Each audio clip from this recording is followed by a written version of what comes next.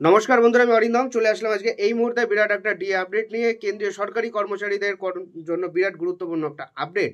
তাদের বকেয়ার যে ডিএ আছে 18 মাসের যেটা ডিএ আছে সেটা কি দেওয়া হবে না হবে না। সো বিরাট একটা আপডেট উঠে আসলো।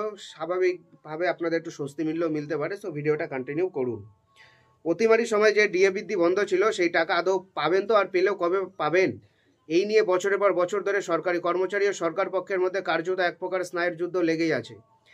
এদিকে পশ্চিমবঙ্গ রাজ্য সরকারি কর্মচারীরাও কেন্দ্রীয় হারে ডিএ পাওয়ার দাবিতে হাইকোর্ট থেকে শুরু করে সুপ্রিম কোর্ট পর্যন্ত এই মামলা শুনানি চলেই যাচ্ছে, কিন্তু কোনো ধরনের সুরাহা পাওয়া যাচ্ছে না এবং নামমাত্র ভাতা বৃদ্ধি ছাড়া ন্যায্য হারে ডিএ পাওয়া এক কথায় অনিশ্চিত বলেই মনে হচ্ছে অনেকের।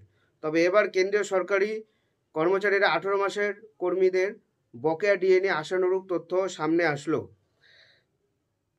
কেন্দ্রীয় সরকারি কর্মচারীরা অতিমারির সময় অর্থাৎ 2020 সালের 2 কিস্তি ও 2021 সালের 1 কিস্তির ভাতা দেওয়া হয়নি, মানে 18 মাসের বকেয়া ডিএ বাকি আছে। তাই এবার এ নিয়ে কর্মচারীদের মনে একটা চিন্তা আছে, তাহলে কি টাকা কি আদৌ কি দেবে না দেবে না, 18 মাসের বকেয়া ডিএ কবে মিলবে। কেন্দ্রীয় সরকারের তরফে নতুন পে কমিশন ও ডিএ বৃদ্ধির কথা বলা হলেও 18 মাসের বকেয়া নিয়ে কোনো ধরনের কথাই জানানো হয়নি। আর এই টাকা দেওয়া হলে এই সময় সুবিধা হতো সকল সরকারি কর্মচারীদের। তাই এবার এই নিয়ে ময়দানে নামতে প্রস্তুত কেন্দ্রীয় সরকারি কর্মচারী ও national counselling joint consultative machinery সচিব গোপাল মিশ্র।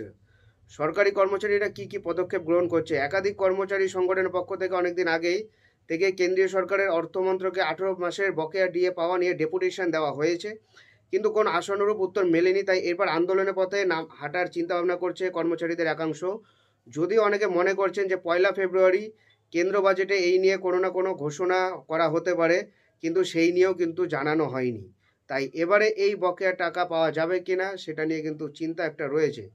কেন্দ্রীয় সরকারি কর্মচারীদের বরাবর এআইসিপি হারে ডিএ পেয়ে থাকেন, তবে 18 মাসের কেন্দ্রে তথা সারা বিশ্বে আপৎকালীন পরিস্থিতির সৃষ্টি হয়েছিল, এই কারণে ডিএ ফ্রিজও করা হয়েছিল।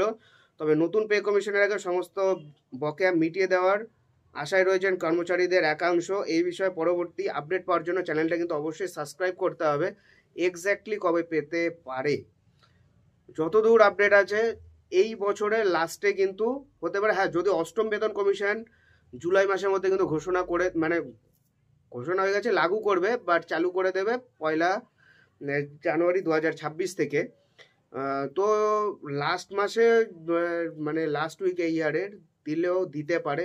অফিসিয়ালি তেমন কোনো আপডেট আপাতত নেই, যদি থাকে তো অবশ্যই জানিয়ে দেওয়া হবে। সো চ্যানেলটা সাবস্ক্রাইব করবেন। দেখা হচ্ছে পরের ভিডিওতে। ভালো থাকবেন সবাই। নমস্কার, জয় হিন্দ, বন্দে মাতরম।